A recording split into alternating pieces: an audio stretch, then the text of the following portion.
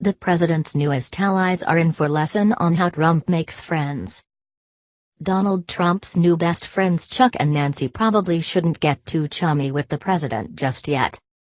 That's because the political whiplash that Washington experienced with Trump's stance with Democratic House Leader Nancy Pelosi and Senate Minority Leader Chuck Schumer proved that in the president's world, there are no permanent political friends, no permanent political enemies, just his own unpredictable interests.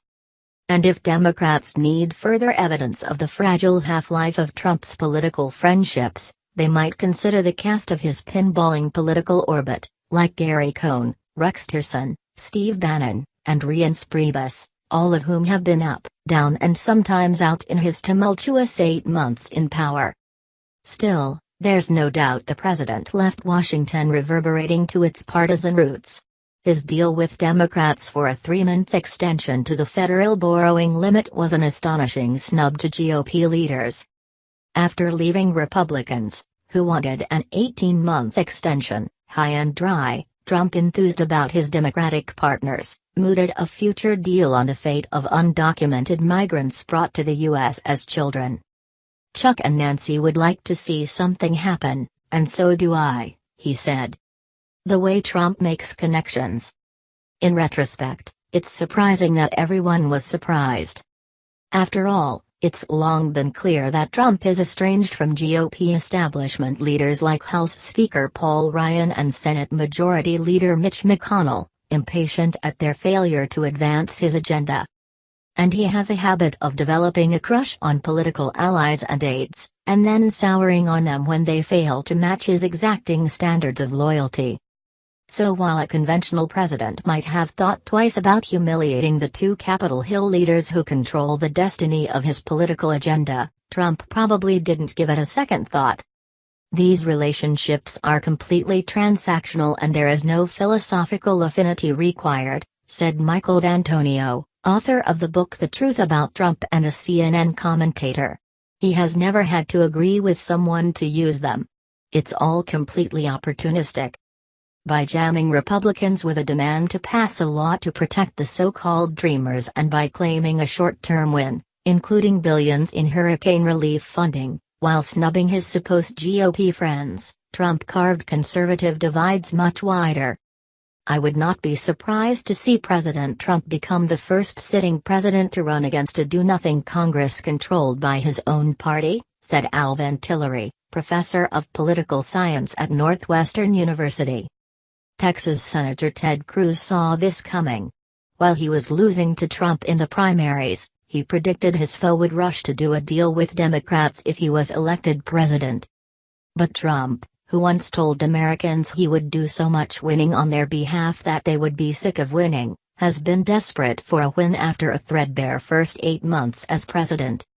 And the message from Wednesday was that if the GOP could not deliver victories for him, he would go looking elsewhere.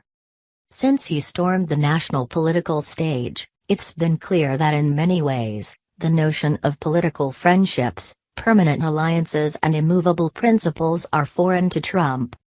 He often looks like a third-party candidate tearing at the GOP from within.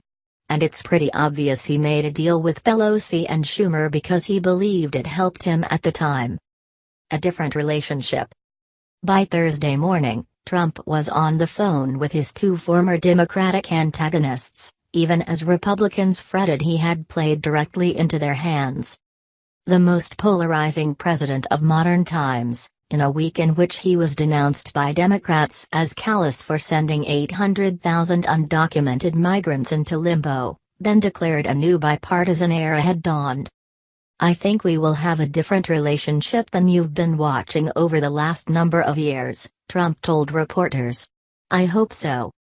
Since Trump seems rarely to plot 5 moves ahead as many Washington insider players do, it might not concern him that he's probably stacked up a huge political showdown for December, when the debt ceiling must be raised again, and with Democrats possibly ready to hold him hostage. For clues about how Trump would behave, Republicans might have cast an eye at his White House, where advisors are often unveiled with hyperbole but where political fortunes often prove fungible.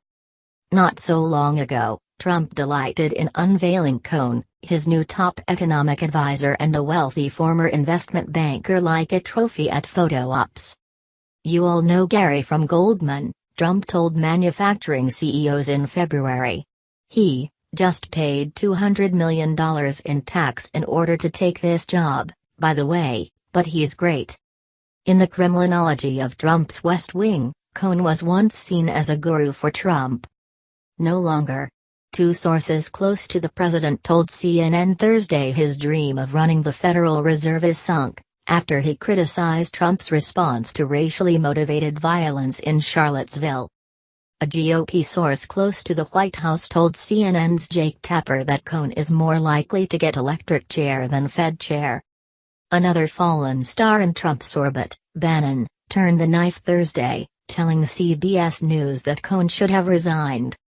Secretary of State Tillerson may be another fated Trump crush. "I have tremendous respect for him.